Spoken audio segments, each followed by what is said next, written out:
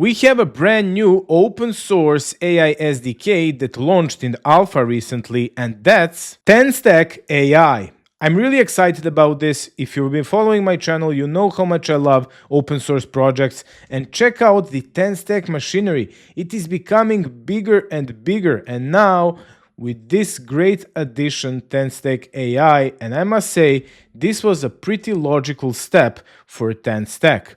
Because currently we are using Vercel's AI SDK for pretty much everything for all the AI applications, and they didn't have any competition up until now. So let's see what are the features of TanStack Start and why should we choose it.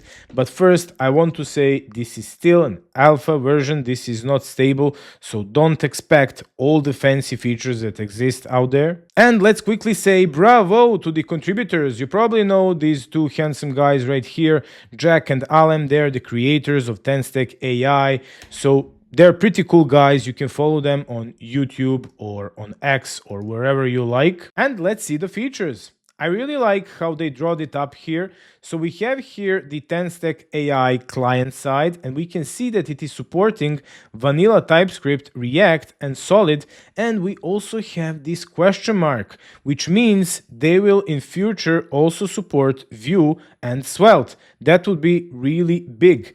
And we have here TanStack AI providers. Currently, they're supporting only 4 providers. That's Ollama, OpenAI, Anthropic, and Gemini. You cannot see it, it's behind this thingy right here. And the biggest surprise for me of them all, that's the server-side support. And they are supporting TypeScript, PHP, and Python. Now, this is one really big difference if we are talking about Vercel AI SDK versus TanStack AI. And they are also planning to support more languages. We can see this question mark right here. So this is pretty big. We can also see here that they have 1,600 stars already in a couple of days. So they had a really good start with 15 contributors on GitHub. And let's see what they wrote here in their features. So they have multi-provider support. So we can see here those 4 providers. I think this needs to be more. These 4 providers are the most used providers, but still we need here Grok, we need here all the things, so I think they need to work on this one. Then we have a unified API, so it's same interface across all providers, which is really cool. And they have tool function calling, so automatic execution loop with no manual tool management needed. Let's check out quickly the documentation to see how is it used. So here we have a quick start, and basically we just need to install all the dependencies that we need. We need to put in the server setup, so this is the API route, and it is pretty cool that we can set this up also in Next.js. I also tried it out, I'll show you later a small app that I created. So we import basically the adapter that we need. In this case, it's OpenAI, and we use it in the same way like we know. So we are connecting here and using streaming chat response. So we are putting in the adapter, the messages that we are sending, the model that we want, and the conversation ID, and we are just sending that one to our UI. And then we have our client setup where we have this use chat, which is really good that we have hooks that we can use inside of our components.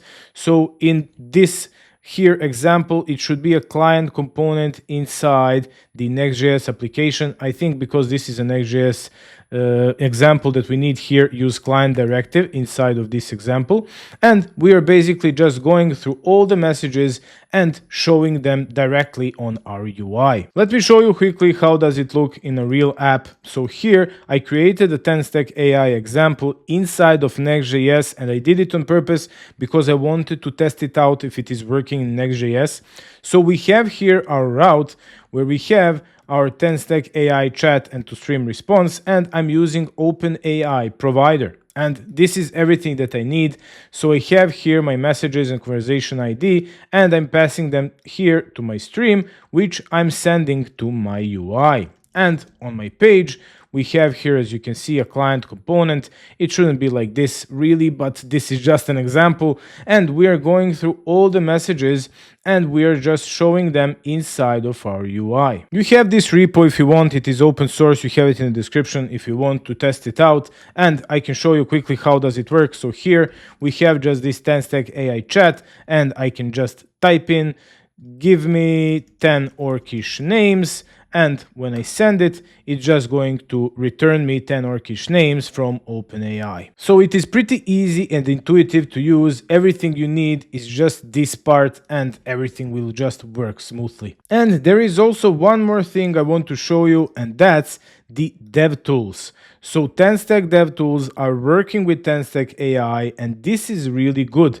We can have real-time insights into AI interactions, tool calls, state changes, and it's making us easier to develop and troubleshoot everything inside of our AI application. And it is really easy to use. We just need to install these dependencies and put it here inside of our application, although I think this would not work in Next.js. I really love that TanStack decided to create this AI SDK, because now Vercel's AI SDK and TanStack AI will compete with the features, with performance, with everything, and in the end, it's us developers who will get the better dev tools. I really hope you enjoyed in this video, and tell me in the comments if you'd like me to create some chatbot using TanStack AI. I think that would be a fun project, and for more content like this, join the mighty Horde, subscribe.